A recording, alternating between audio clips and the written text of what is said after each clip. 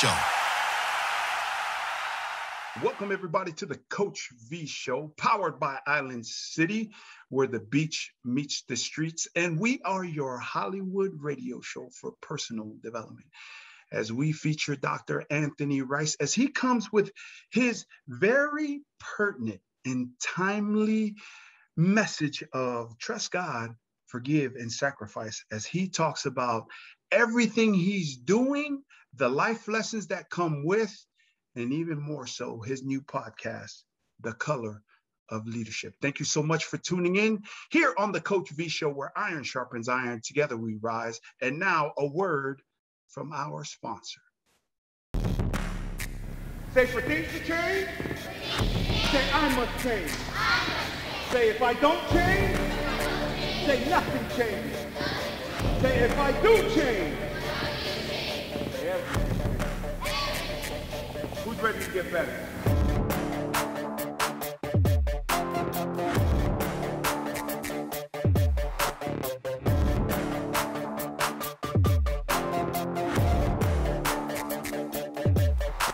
We're trying to look for in all you guys is a champion. The three main things that we try to go by is character, choices, and champions.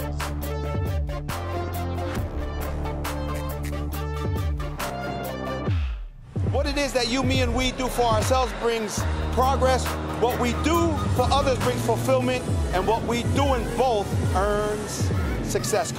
You are now tuned in to the Coach V Show.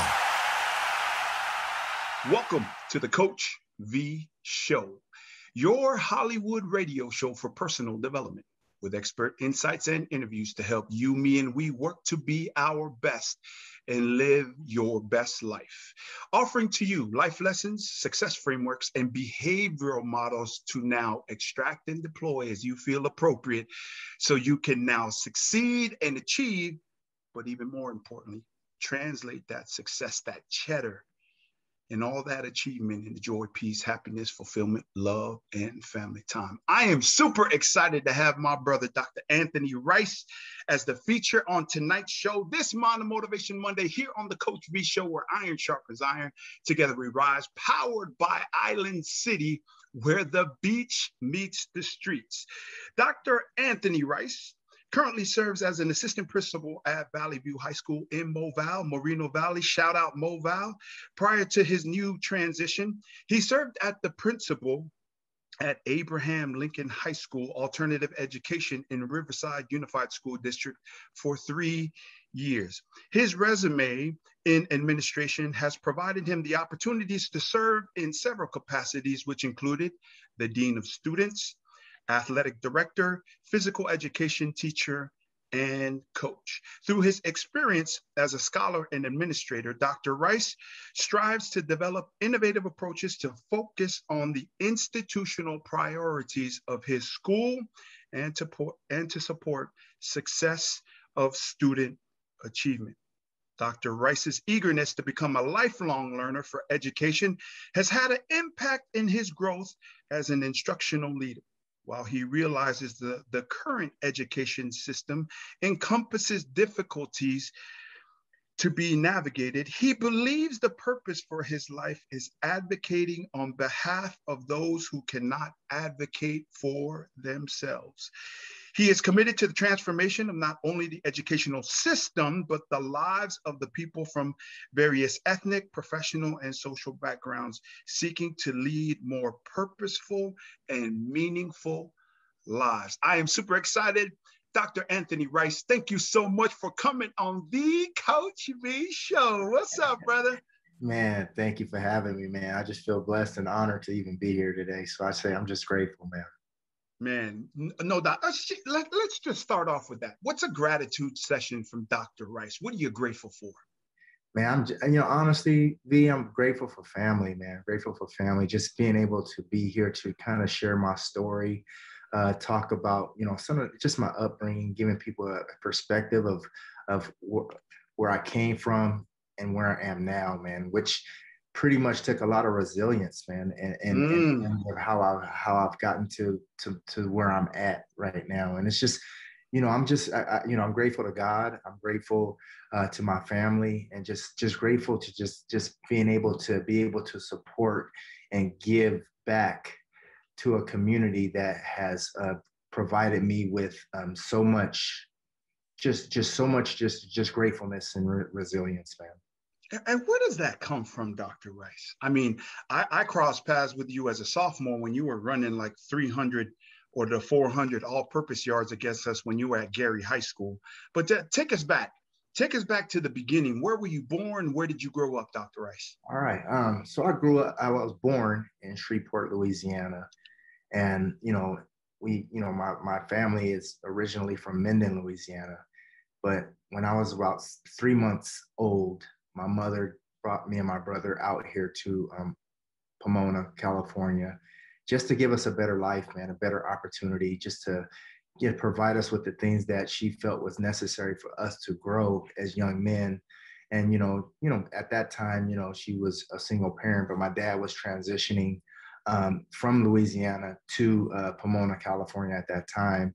So a lot of my gratitude really comes from my mom, man, because when I go back to Louisiana and I see that, I see just how people kind of navigate there in that small town, man. A lot of people didn't get out and have an opportunity to really grow in their own capacity, man. And they're kind of still sitting there as good adults, in that same, in that same, and doing the same things, man. And so a lot of my gratitude and gratefulness comes from my mom. And, as of right now, my mom lives with me. My mom's been living with me since 2005 when she retired from her job. And it was my sole purpose, man, as her son, to ensure that I take care of her as she took care of me for most of my life, man. And a lot of what I do and a lot of the gratefulness and the appreciativeness is because of what she did for me and my brother. Oh man, that is awesome. So take us through, you get to Pomona. Where did you go? Where'd you grow up in Pomona? What side? Because everybody in Pomona knows there's like a ghost town, right? I grew up town, yeah, 12th so Street. I grew up on the south side. I grew up on the south side. I went to elementary school at Philadelphia Elementary School. Yeah. Where, and as I reflect, I was, a small percentage of African American students was at that school during that time, and it was a small, population of African American kids in that area at that time. It was, predominantly Hispanic. And so, I went to elementary school there, but I want to say in elementary school was probably one of the roughest times for me, because not transitioning, but, just dealing with some of the social emotional things that I was dealing with as a kid. And, because it wasn't easy in the household, you have you still have two parents in the household, but it was kind of difficult because, you got my dad was an alcoholic. And so it was kind of rough in the household, but at that same time, as I was going to school, I was dealing with all those same feelings, and what was weird, because I really didn't have anyone to connect to, because my brother was 8 years older than I was. He was pretty much already in high school doing his own thing. So I really didn't have that mentor, someone who could kind of provide me the support I needed. I did have my mom and dad, but I was just dealing with so much, man. And so, I played baseball in elementary school, and that was something that kind of got me going, and kind of got me going into the direction to where I wanted to kind of follow sports as something that was going to be able to motivate me. And so when I got out of elementary school, I want to say I transitioned to Simons Middle School, which, man, was a great place, because I met Coach G. And Coach G was a former PE teacher at Simons. But he took a liking to me, man, because I was an athlete. And he supported me throughout, man. And he just he gave me that confidence I needed so that I can be the best me, be the best Anthony Rice I can be. He helped me focus on just academics and just supporting me, like, look, this is what you need in order to, because I didn't really understand, like, Trent, when I was getting ready to go into high school, what that was going to entail. And I didn't realize that I was such a good athlete, man. I didn't realize that. Right. And so, yeah, so when I got over there, man, he kind of followed me over there because he was my freshman coach as well. And so it was a blessing, man, to even have him in my life, man, and to be able to have someone like that who was able to, give me the guidance I needed and to support me there. And then once I got went to Gary, I just kind of just flourished, man. I just flourished into because at that time, B, man, at that time, think about it, in Pomona, especially on the South Side, man, I never saw so much death in terms of like of teenagers, like people my age, like getting killed, man, getting shot. I mean, drive-bys.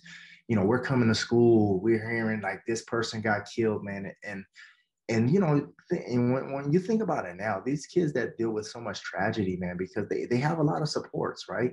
We might not think that they do, but at that time, man, we didn't have that many supports, man. That's right. We did not. Yeah.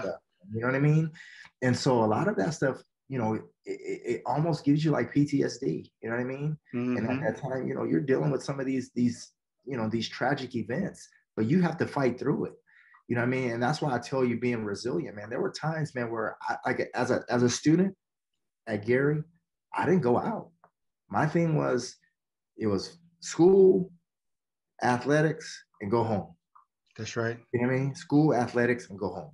You know what I mean? And that was my routine, man. It was just one of those things where I was, by the time my sophomore year came, I was so focused and ensuring that I made it out to get a full ride somewhere. And I was just so focused on that. You know what I mean? And not only was I a good football player, I played baseball as well. I played baseball for Muncie Estrada, who was actually a good mentor too, man. I had some really good people in my corner in high school, man. And it was just so amazing to have that. And I just felt that I was just, like when you just feel like God's just been watching over you your whole entire life, man. And once I reflect on that, that's how I look at my experience, and every experience that I've had. My life, man, has just been just a blessing, man, because I just feel so fortunate to be able to be where I'm at right now. Yeah, let's unpack that mentorship, because so many of the executive it is that I coach, they're always focused on the support and be a solution. And they're very fearful of when the challenge, especially in today's world with COVID, that if you lose somebody, you're going to be the one doing their job. Yeah. Right. But I still remind them, it's like, that's what people want. And that's what people need. They need to be supported. They need to have solutions. Like, hey, check this out. Here's the way to approach it. Right. But then they also need to be challenged in terms of, you can do more. You can be more. You can get this done, and not really creating an environment of entitlement where you're going to be the solution. The mentor becomes the solution to everything, but they become the empowerer. That you empower your people by challenging them, that they can come up with their own solutions, their own support, their own encouragement to self-empower themselves. Did you feel that your coaches not only supported and gave you solutions, but also challenged you, Doctor? Yeah, and I think that that is what made me who I am, because they did challenge me. I always felt, even I wouldn't say I was a prima donna, but I just didn't have that work ethic that I needed. I just didn't have it naturally, right? And so I needed somebody to challenge me, because I was always, especially at the school that I was at, I was always that athlete above everyone else in the city. Let me just say, in the city, right? Because when I was a sophomore playing varsity, we won league that year. My sophomore year. You were a senior. I often tell people all the time, I coached at Boise State, right? And I've seen some players, both on the opposing end and at Boise, right? That you were one of the most talented, like, fluid players that I have ever seen as a player or as a coach. So I thank you for being so modest, but I can see that, right? Because you don't have to have that work ethic, because you're just that much better than everybody. Just Yeah. real talk. Can we talk real talk? No, that's real, man. Because so keep going. Yeah. Yeah. So think about it, V. I mean, and that's what was challenging for me. And so because getting a scholarship out of high school, I mean, I had several college offers from, I want to say, probably every Pac-10, it was Pac-10, probably every Pac-10 school in the nation, man. USC, UCLA. And the only reason why I didn't go to USC or UCLA because they asked me to take my SAT score over, and I didn't want to do it. Right. And then, there were opportunities where I wanted to do both. I wanted to play baseball and football. Right. And so the only school that was like, yeah, well, we'll give you an opportunity to do that was Washington State. You know what I mean? I was like, all right, well, I'll go over there. But again, as I transition and go there on a full ride, it was, first of all, it was a culture shock. Pullman. Yeah, right? First of all, it was a culture shock. And then secondly, I get there as a true freshman, man. As a true freshman, I played every single snap. Yeah, right. You know what I mean? Every single snap, right? And I'm here amongst, dudes, man. I ain't talking about dudes. Yeah. No doubt. I'm balling, man. I'm balling. But at the same time, man, I'm having issues that not at home, but I'm dealing with things with my mom and things going on at home. I had to make a decision, man. You know what I mean? So the decision that I made was to say, you know what, I got to come back home. It was the hardest decision I made, man. One of the hardest decisions I've ever made. But I made it. So let's go back. Was Ryan Leaf there at the time? No, Drew Bledsoe was there. So Drew was there. Okay. Yeah. So Drew was there. Yeah. Was Johnny Nansen there? Yes, he was my roommate. Yeah, man. Johnny was a baller. I mean, he was from Long Beach, Jordan, right? I mean, yeah. I know the story now. I mean, and back then, Washington State was balling. Yeah. So listen, V, Johnny was like, dude, don't leave. Yeah. He was like, don't leave. I don't know if you know Chris Hayes. He played with the Jets. I've heard of him. Yep. Yeah. So he, because I really connected with those guys as I was there, because he was like a mentor for me. And so me and Johnny was roommates, man. And, we were always talking about, man, where we staying? And he's like, no, I'm leaving too. But then he ended up staying, and I was like, I'm out. And so what happened was I ended up leaving, man. And the thing is, a Pac-10 school. You were a starter. You were a starter. A Pac-10 school, man. Balling, man. Balling. And so my thing was, I get home, man, and I'm lost. I'm lost, man. I'm lost. I'm like, okay, where am I going next? So I'm like, okay, I can still play. And this is just being an athlete. I'm thinking, like, where am I going to go? I'm going to go try and play football, or am I going to go try and play baseball? So I said, I'm going to try to go to Arizona State. And so when I tried to go to Arizona State, I think they wanted me to come there, but they said, they have brought out this new Pac-10 rule. If you go to another Pac-10, then you have to sit out 2 years. Yeah. 2 years. Yeah. So I said, well, I already played 1 year. So then if I sit out 2 years, then I only got 1 year left to play. And so I'm like, no, what? I'm not doing that. And so Muncie Estrada, who was my baseball coach at Gary, said, hey, look, why don't you go to Cal State Fullerton? They were recruiting you out of high school. I'm not sure if they're going to give you a full scholarship, but they'll give you a partial scholarship.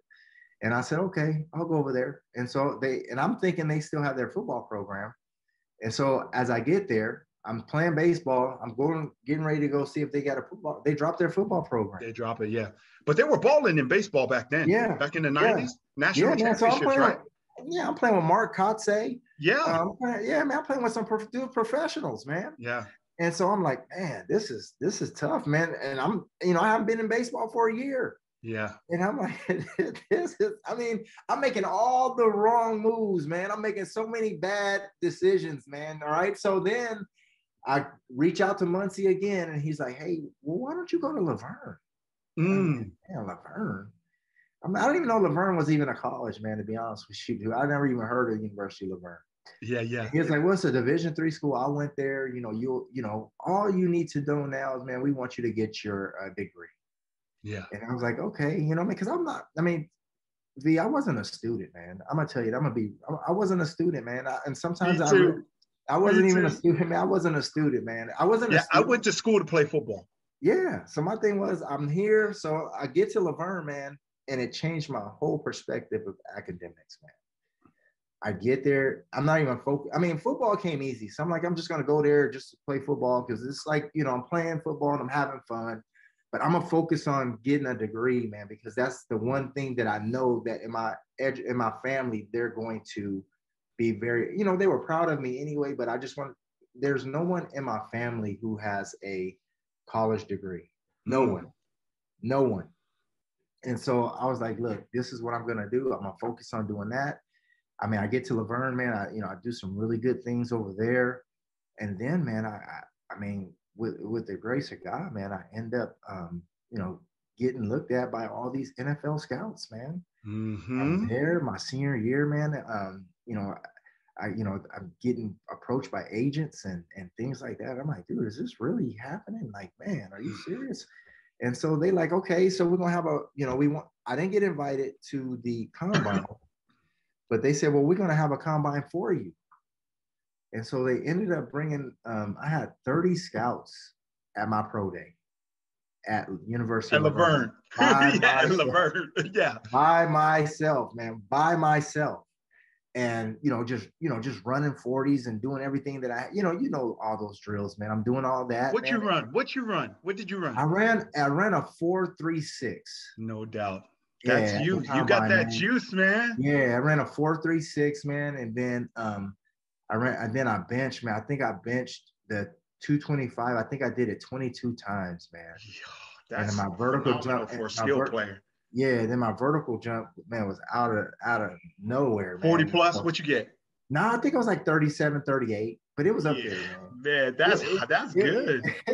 It was up there, man. So my thing was, man, and then, as I went and I got an opportunity to go play with Philadelphia Eagles, man, and that in itself, man, was, I know I felt that I've arrived. Right. But then I go back and I start thinking about some of the decisions that I made as a 18-year-old and how those decisions have affected the way that my NFL career went. Because, dealing with a lot of the players that I played with at Washington State, those guys became NFL scouts or college scouts. And those guys were like, man, if you would have just stayed, man, you probably would have got drafted. Yeah, no doubt. Right. And I'm not talking about like 5th, 6th round, man. They're like, you probably would have been a 1st, 2nd round dude, man, if I would have stayed. So then on top of that, then you start feeling like resentment, right? And you start feeling real talk. You start feeling resentment, man. You start getting angry. And you start feeling like, and you start blaming people, and you just like, and a lot of that, man, was something that kind of like that it damaged me because I didn't know how to really, not navigate, but I didn't really know how to really act because of those things that happened, right? So then I got into coaching, man. And once I started coaching, man, it just gave me a better perspective, man, because I knew what my purpose was. You know what I mean? So then I like, okay, because I love it. I was so passionate about working with players and athletes, man, and getting them to that next level, to the fact that where I was able to share my own story and perspective on things so that they knew like, okay, he really understands and knows how to kind of navigate this system and work this system because he's been there. And so for me, man, it was just something that has really just captivated me, man. And I think, I think we all have a purpose, man. And I know what my purpose is, man. My purpose is to make sure that I can help and support and give people the guidance they need. And it's all about mentorship, man. It's all about mentoring. And now on a bigger scale, not just mentoring athletes, but now I'm mentoring teachers. Now I'm mentoring administrators. Now I'm mentoring administrators, and mentoring folks and trying to get them to understand, because coaching helps you, man, become a better team player. because a lot of people don't know how to be team players, man. And that's the fact of the matter. When they're, especially when, because so many people now, man, are so I, that they don't understand that the collective is what's going to make things work and bring things and make things work, and to where people can be happy and people can understand the vision and the mission of the business, of the school, of the team, or however, whatever you're doing. But for me, man, I think it's like I found my niche. Yeah. You know what I mean? It's like I found my niche, man. You know what I mean? So it's cool, man. And in that, you're not just a coach. I mean, you figured out how to win championships at places that never even smelled what it felt like to win. Yeah. Because our audience doesn't know, Colony High School, talk about that.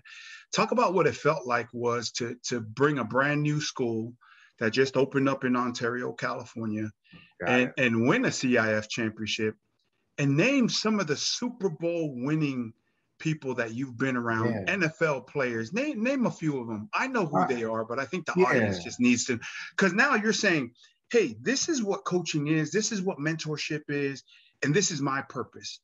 Yeah, but you actually translated and deployed that purpose into the marketplace and the results. Because people can talk.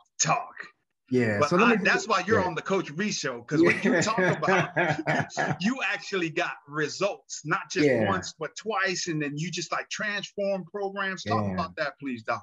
All right, so I mean, it started. I mean, I was an assistant coach at Diamond Ranch, but before I even transitioned over to Colony, I was an athletic director at Diamond Ranch. Yes, sir. I remember that. I'm there, and I'm at that point. I'm young, man. I think I'm like 26 years old, man. I think I'm at that time young AD, and at that time it was an administrative position, man. So I'm supervising, head coaching all the athletic programs, and so. But at that time, I was a year out of coaching with Tom Leach, and I was the offensive coordinator. And that year, we went to the semifinals, and so I go right in the athletic director, and I'm like, dang, man, I'm doing this, and I'm watching coaches, and I'm watching what they're doing, and I'm evaluating them, and I'm like, dang, man, if I was the head coach, then this is what I would do. And so then I get an opportunity, because I met with the AD over at Colony at the time, and they were looking for someone who could come in and transform that program, because they had athletes. They have fellas. Yes, and they did. They had kids. They had kids. And so, I met with the AD, and I met with the assistant principal there at that time. And they said, I come in, and everyone's like, hey, you're going to try and hire, because that's when everybody was blogging. Remember back then when there was a blog, everybody was blogging, everybody's hating. I think, they already had all these coaches that were premier coaches that have been coaching for 10 years. Yeah. A couple of them already having CIF championships. I'm going up against all these coaches, and on the blog, they're like, man, how are they going to hire someone who's never, ever been a head coach, who only has assistant coaching experience? Yeah. And so that fueled me, man. So when but I knew how to put organizations together. You know what I mean? Right. And put things in place so that it was organized enough. And I knew how to deal with kids.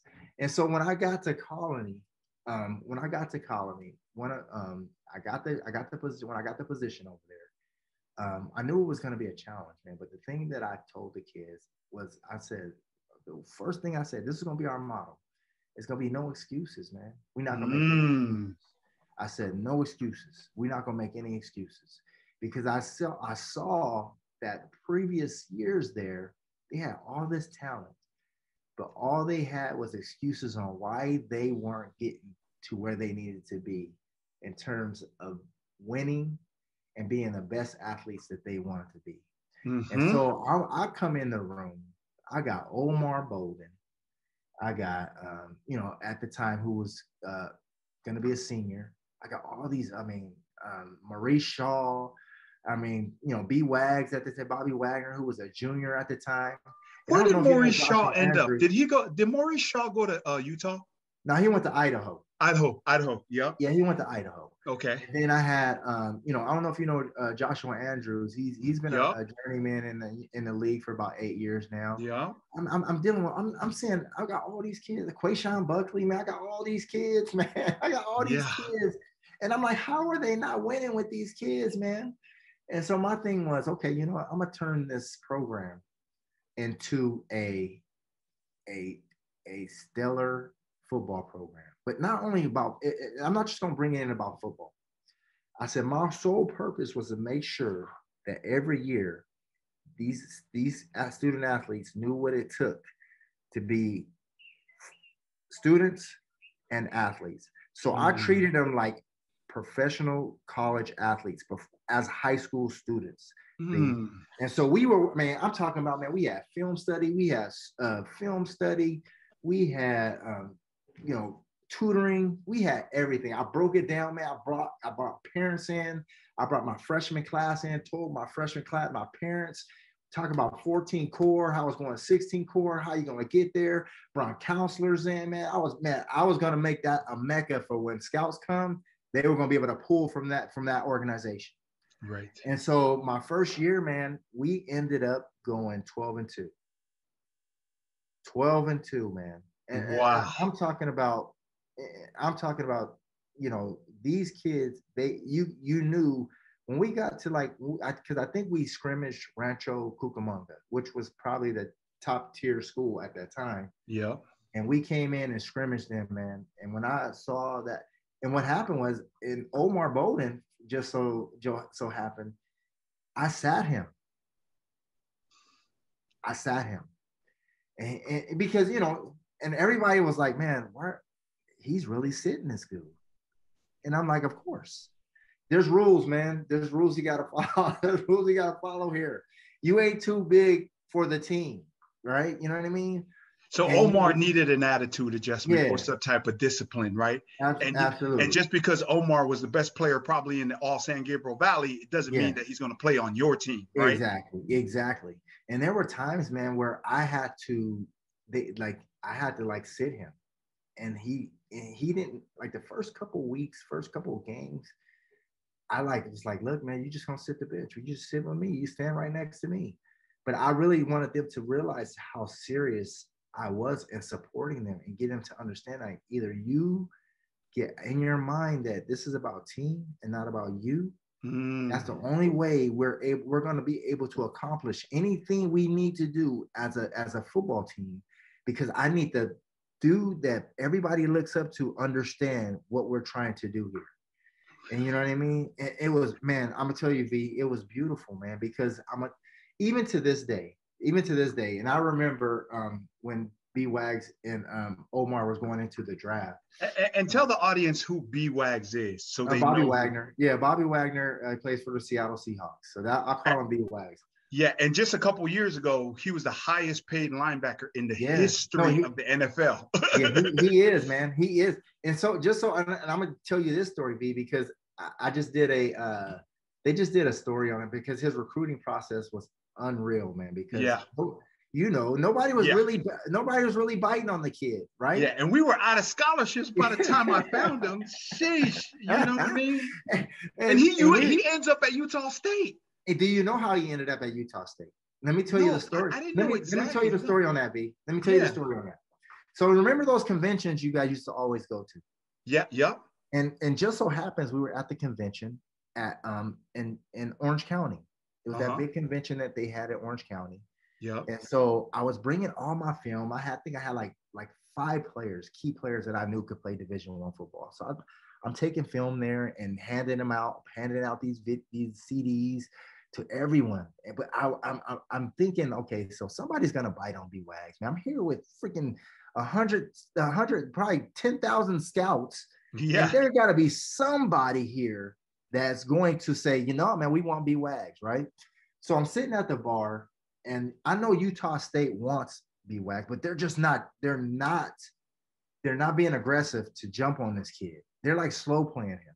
Yeah. Just so happens that Stanford, I was talking to the Stanford scout. I don't remember who he was, but me and him were talking about Bobby Wagner. And I said, Coach, why aren't you guys offering this kid? He has the grades, he has the GPA, he has the test score. He's like, Coach, I just, we don't have a scholarship for him. Yeah, that was and they're like, we don't have one for him. And then I know Fresno liked him, but Fresno is like, he doesn't have. This is what Fresno told me. Fresno's like, he doesn't have. It was almost as if they said he don't have that it factor. Yeah. And I was like, are you serious? So Utah State coach saw me talking to the Stanford coach, and I saw it. And so as soon as I was done, I walked up to the Utah coach and said, hey, coach, I know Stanford likes B Wags, but they're going to give him a, what do you call it when not a gray shirt, but they're going to give him when they preferred walk-on. Yeah. And I said, they're going to get him a preferred walk-on. He might take that because he wants to go to a Pac-10 school. Yeah. Just so that he can go to a Pac-10 school, he might take it. I said, so coach, what you need to do is you need to trip this kid tomorrow because it was going to be the weekend. Yeah, you need to call him up and trip him. So he's like, are you serious, coach? I said, yeah. So he gets on the phone, calls the head coach, hey, I'm telling you, coach, Coach Rice has just talked to Stanford. They're going to give this kid a preferred walk-on and he may take it. Yeah. So they get on the horn, call his coach, and they say, okay, we're going to send him up. We're going to trip him. So they trip him up to Utah State that weekend. So B-Wags, his mom, go up to Utah State, and B-Wags comes back, and he like, Coach, I'm not feeling them. And I'm like, B-Wags, are you serious? He said, Coach, is there any other schools that are looking at me? And, I'm frustrated, man. I'm like, B-Wags, are you serious, dude? I said, man, you need to take it. I said, just take this right now, man, because if no one's offering you right now, you're not going to have anything. Yeah. So he's like, all right, coach. He takes it. All right. He goes, and his mom told him to take it. You better take it. He goes up to Utah State, his first year at Utah State, gives me a call back. He goes, Coach, I don't want to play here. And I said, what? He said, I don't want to play here no more. So think about my experience and think about everything that's happened. Yeah. Now you're saying almost that's him. Yeah, right. He like, Coach, yeah. He like, Coach, I don't want to be here. So I'm like, B-Wags, man. So I had to share that experience with him. You know what I mean? Because I didn't even share that with a lot of my players. I just told them I went to Washington State and left. But then I had to go down to a deeper level to say, hey, look, man, let me just share what happened to me. Look, man, you have to stay, man. And you have to just figure it out, and you have to just be able to just, man, see it through, man. See it through. Yeah. See it through. And so he's like, Coach, I just don't like this coach. I said, don't matter, man, because those coaches change. Yeah, that's right. Those coaches change, man. It don't matter. Just stay where you're at. I think you're in a good place. And, unfortunately at that time, I think his sophomore year, his mom passed. Yeah, I think his mom passed, man. And, a lot of things drove that kid. But I think, that because him and his mom was so close. And I think when that happened, man, I think that really did something to him to make him, because he turned into a straight monster, man. Did they play him at D end?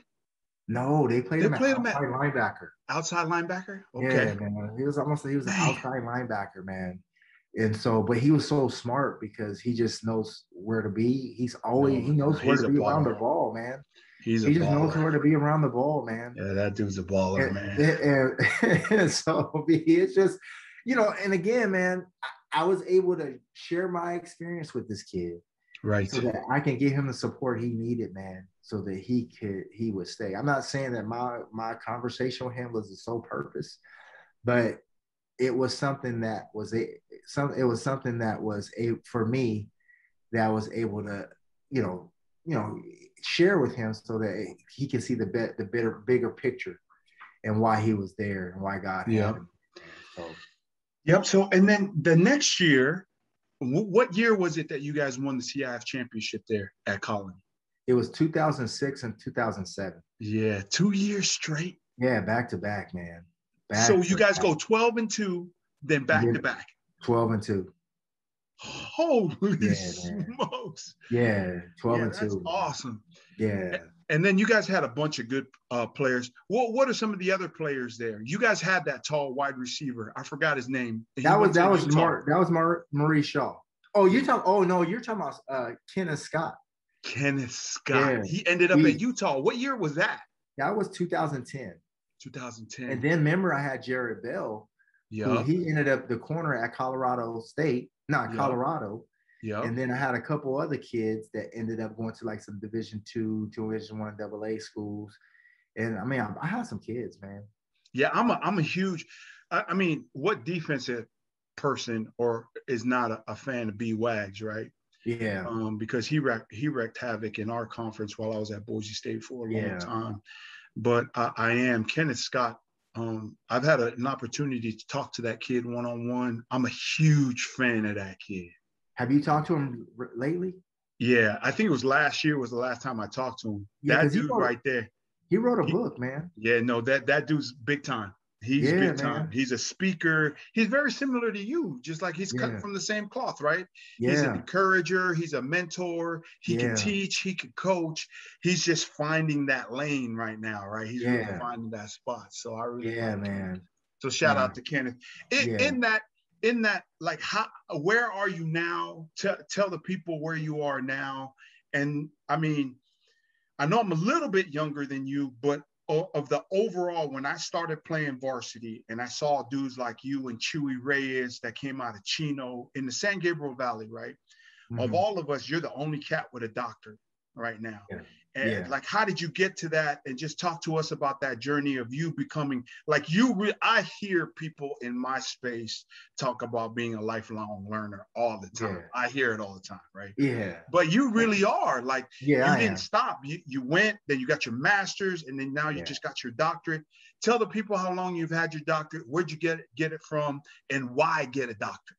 Okay, so this is my third year. I graduated in 2020 from Cal Poly Pomona with my doctorate in social justice.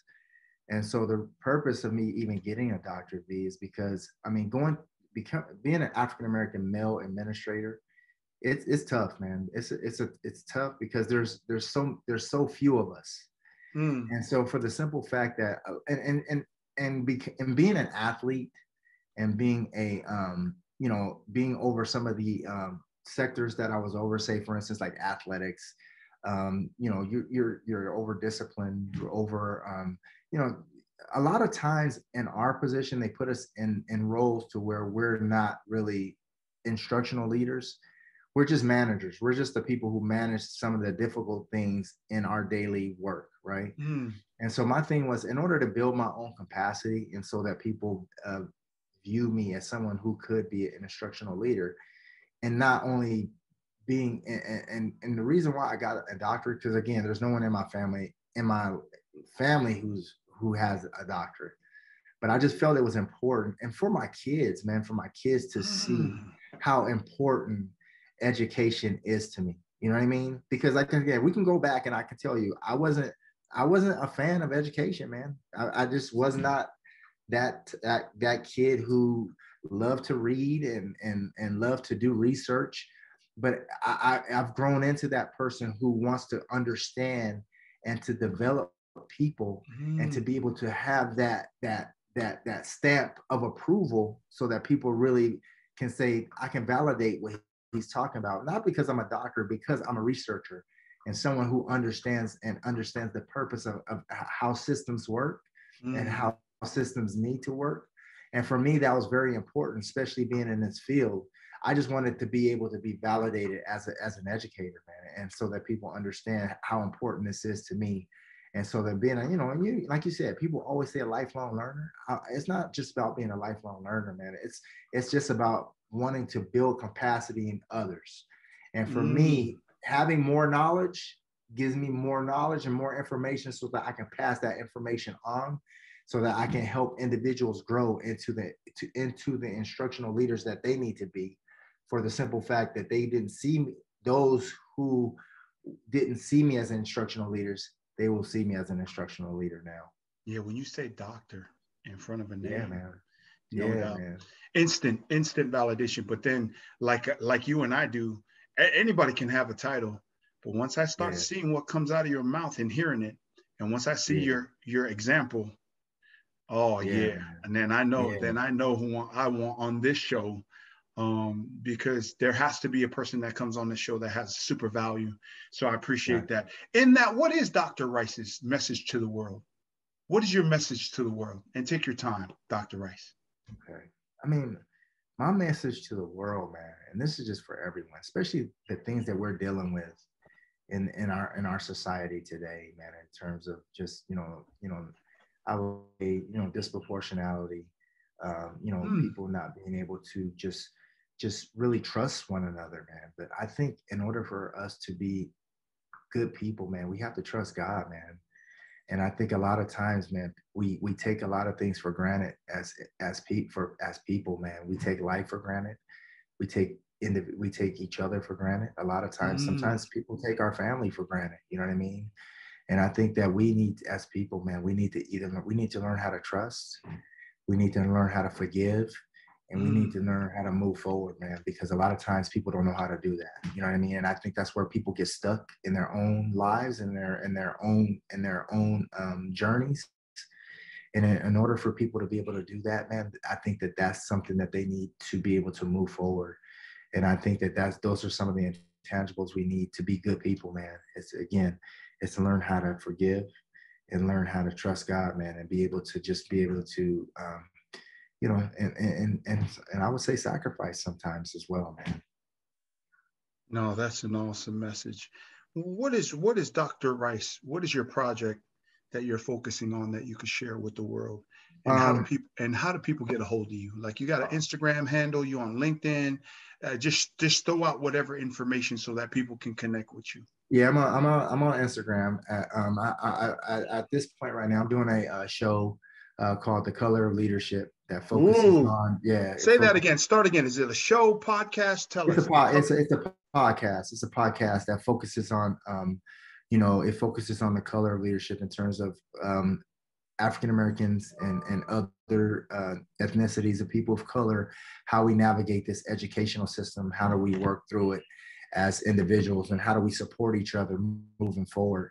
So I just wanted to, I started a podcast to kind of just give other people's perspectives that are in this role that I'm in on how we navigate the system, or how we can be better leaders and better employees, and not just employees for the district, but employees for our students. You know what I mean? And how do we do that? You know what I mean? And so I just wanted to create a podcast to do that. I am on LinkedIn as Anthony Rice. And then on Instagram, I'm on Facebook. You can follow me on Facebook. It's just Anthony Rice on Facebook. Also, I am I'm a Q as well. I'm a Q, that. I'm Omega Sci-Fi, you know what I mean? So there are a lot of things that I have going on in my life. And I'm a husband, man. I'm a husband. I'm a father, you know what I mean? I got to give a shout out to my wife, who's been very supportive. We've been, I've been married for 24 years, through the grace of God. And I just, I'm just very blessed, man, in my journey and where I'm at. And also I'm in the process of even opening up a charter school with a group of individuals that we're focusing on working with students of color and looking at middle college for them so that they can work through, because, dealing with the educational system now, we're just trying to focus on things that are, not positive, but some things that are going to help support students that are struggling in our educational system right now. So I'm in the process of doing that too. So I have a lot of irons in the pot right now, man. But through God, man, I'm here. I'm doing everything I need to do, and I just feel super blessed, man. No, that's awesome. I love that. Where did you come up with that title? Because I love that title of your podcast, The Color of Leadership. My son, man, I was brainstorming with my son, man. And, I was thinking about something that, like, how can because I wanted to do a podcast, but what can I say? Like, what could be the title? Because it has to be something catchy, because I didn't want to say, podcasts that are just about African-American men, but I wanted to bring in every nationality, man, so that they understood that it wasn't just about Blacks.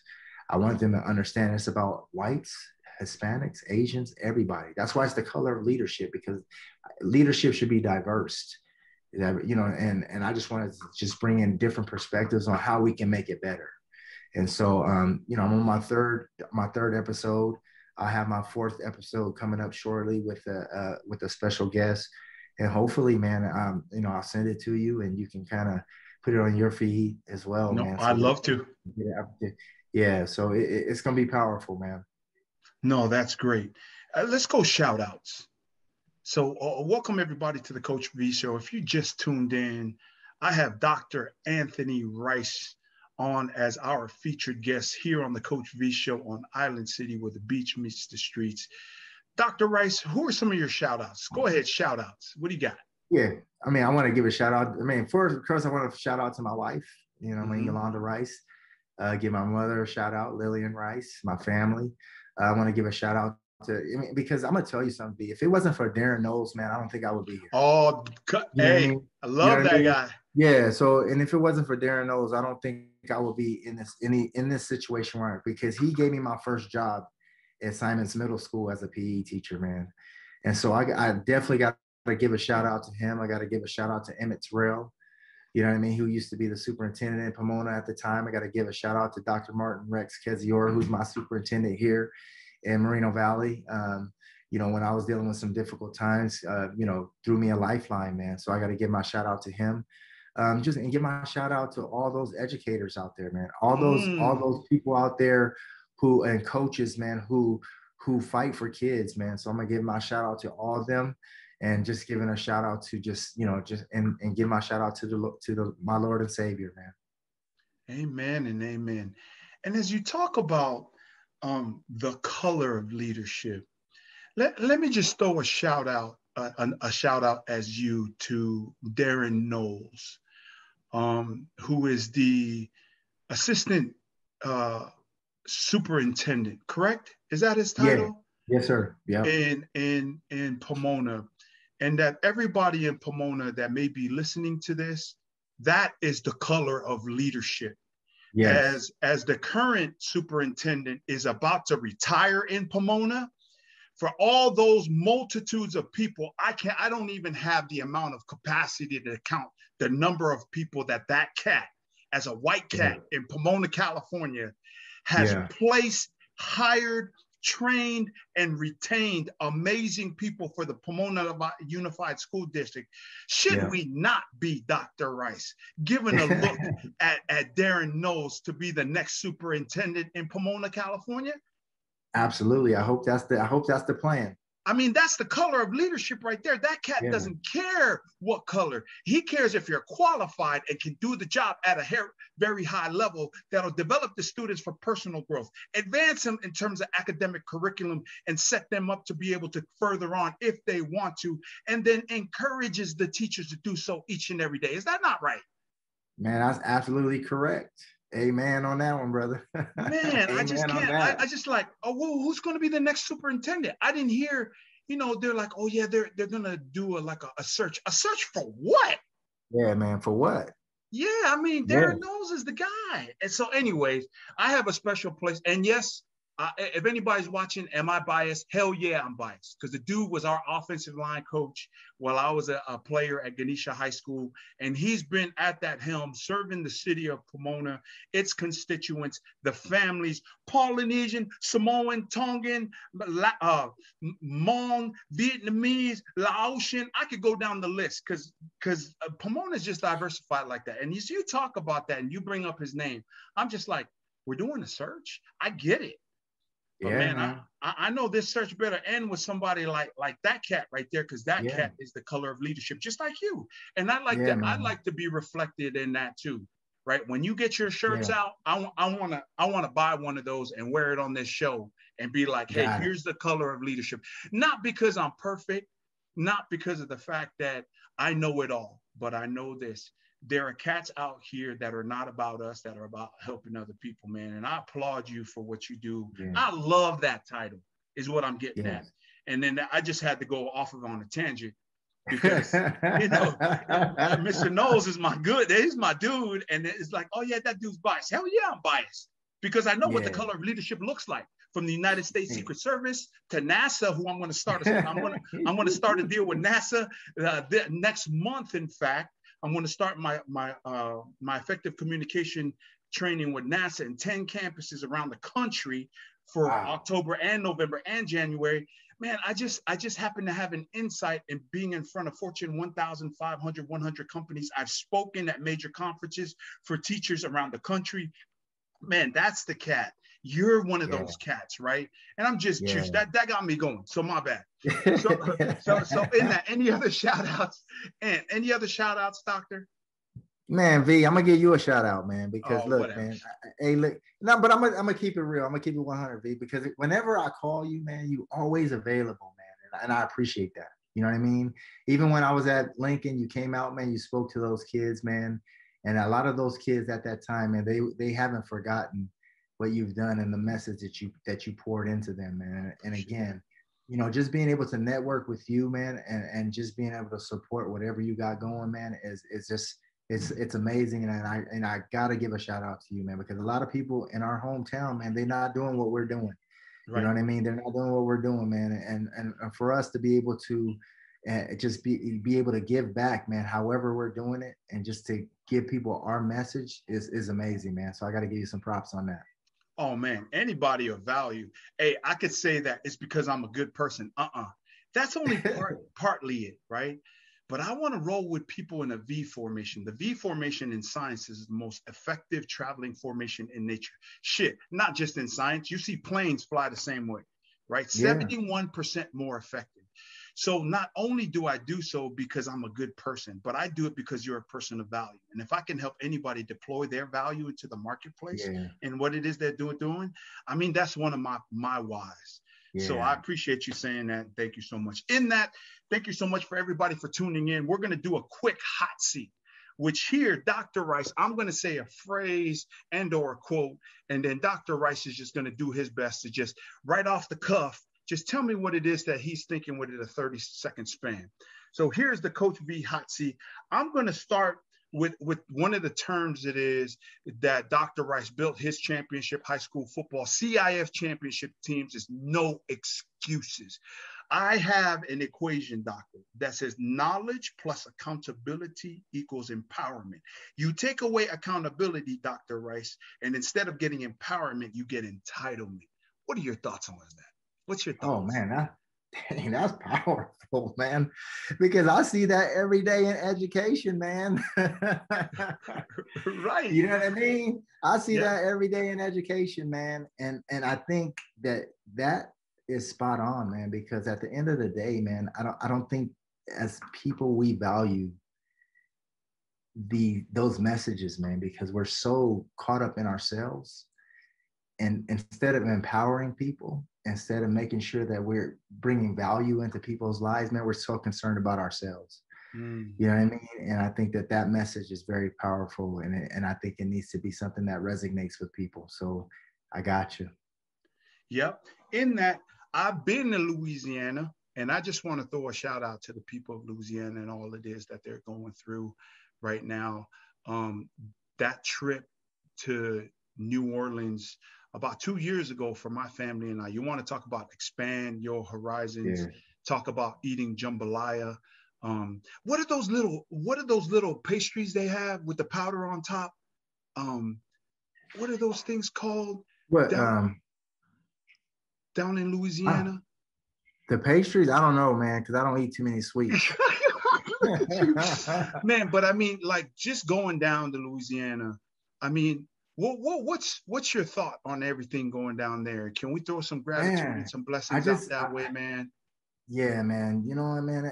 You know, you think about that state, man. You have to be resilient, man. You have to be resilient, man, to go through a lot of the tragic things that they have had to go through, man, over the past.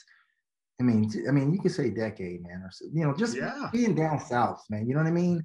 You know, you could talk about racism, you could talk about anything that has to deal with that. But when you start talking about, you know, people and families, man, and how just the tragedies of losing homes and and having that, I mean, just and losing lives, man, that to me, man. And then on top of it, when you hear these people speak and you hear the messages that they're giving, man, they ain't never given up.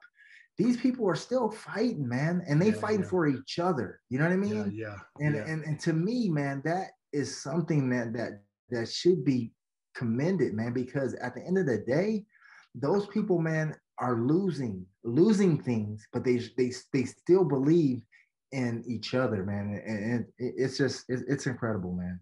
Yeah, that is. So our thoughts and prayers go out, and wishing wellness, health, and prosperity. Yeah. I know it's a hard place to where they are right now, but I mean, I watch the news and I just look at my wife and I'm just like, man, we're so blessed to be where we are. And we pray, not that we're only blessed, but we pray for them. Because, man, they're going through something all the time. They're always going through something all the time down there. So all the time. And then lastly, you have the final word. Like, what has it been like just being on the show? And then I just want to thank you for coming on and give you the final word on the show, Coach. Man, it's powerful, man. Powerful, man. And I'm glad I'm able to just be able to give my perspective on things, man, and be able to talk and be able to share my story, man, because a lot of times I would hope that my story would be something that would be encouraging for those that are, could be dealing with the same thing. And also for those who are in limbo of what they really want to do, because they're not sure if they have the capability of even putting themselves in a situation to be a leader or be someone who could be an effective leader. So I hope that my message and my story can be something that someone could say, look, I want to have a conversation with that person, or someone who would be like, hey, I want that person to mentor me. And I hope that this is something that, can be, something that can go from that. I just really just want to help people, man. So that's just my sole purpose, is to help people elevate themselves. And I hope people can get that out of this message that we spoke about today. So, man, thank you. Dr. Anthony Rice, he can be found on LinkedIn and on Facebook as Anthony Rice. He's also on IG. Shout out to shout out your fraternity again. Omega Psi Phi. Yeah, man. Shout out Omega Psi Phi. If you don't know about the Coach V Show, Omega Psi Phi, now you know. Tune in every Modern Motivation Monday. And then also to your wife and your mom, shout out. And really his message was trust God, forgive, and sacrifice. So thank you, Dr. Rice, for coming on the show. Thank you for everybody for tuning in every Modern Motivation Monday here on the Coach V Show, 7 p.m. Pacific Standard Time. Here and powered by Island City. And really, you just don't tune into this show to just for success. How do I succeed? Nah, but for the sake of being your best. In doing so, you realize the best of your abilities, and that everything you work, dream, and sacrifice, trust God for and sacrifice for can be achieved. This is how this success coach and Dr. Rice lives, all about faith and family. Grateful for God's amazing grace. Until next Modern Motivation Monday, it is your boy, Dr. Rice, and Coach V here on the Coach V Show, where iron sharpens iron. Together we rise. Till next time, peace. Peace.